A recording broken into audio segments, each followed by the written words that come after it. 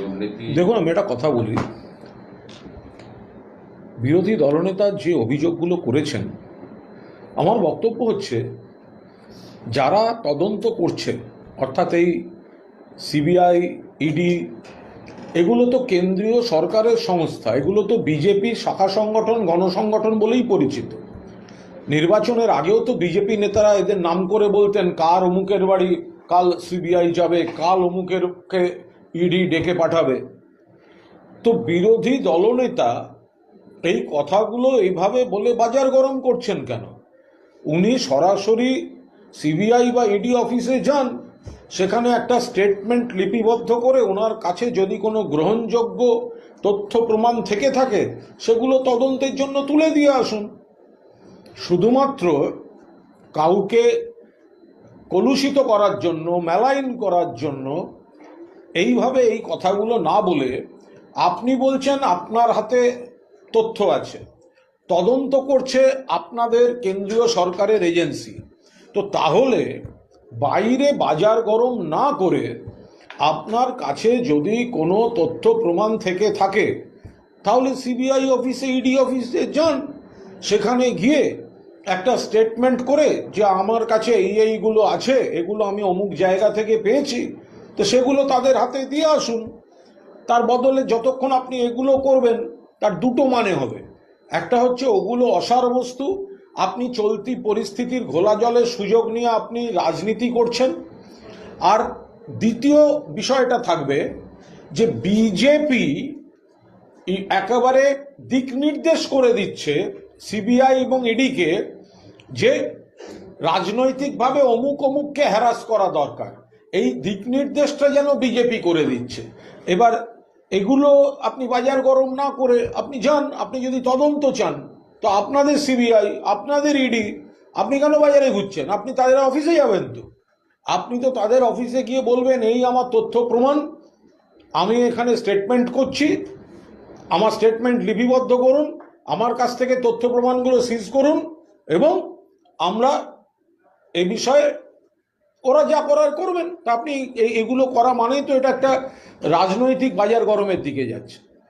উনি অভিযোগ করছেন যে করোনার সময় হেলথ রিক্রুটমেন্ট সার্ভিস কমিশনের মাধ্যমে উনি যাই করে থাকুক, ওনার যাই অভিযোগ থাকুক, তার মধ্যে যদি মিনিমাম কোনো সারবত্তা থাকে তাহলে তিনি কেন সিবিআই ইডি অফিসে যাচ্ছেন না?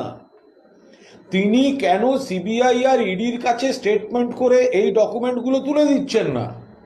যদি এই ডকুমেন্টগুলোর কোনো সারবত্তা থাকে তো উনি বাইরে বাজার গরম না করে সিবিআই ইডিতে গিয়ে বলুন। ওনারাই তো বলতেন ভোটের আগে অমুকের বাড়ি সিবিআই যাবে, অমুককে এবার ইডি ধরবে। তো আপনারা বাইরে কেন কান্নাকাটি করছেন? বাইরে কেন রাজনৈতিক চাপানুতরে যাচ্ছেন? আপনাদের কাছে দেখুন, যদি কোথাও দুর্নীতি হয়ে থাকে নিশ্চয়ই তার তদন্ত হওয়া উচিত। তো সেই তদন্ত হবে না রাজনৈতিক চাপানুতর হবে? তাহলে তদন্তটা করবে কে? তদন্ত তো করবে সিবিআই আর ইডি। তো আপনি বাইরে বাজার গরম করে কি করছেন?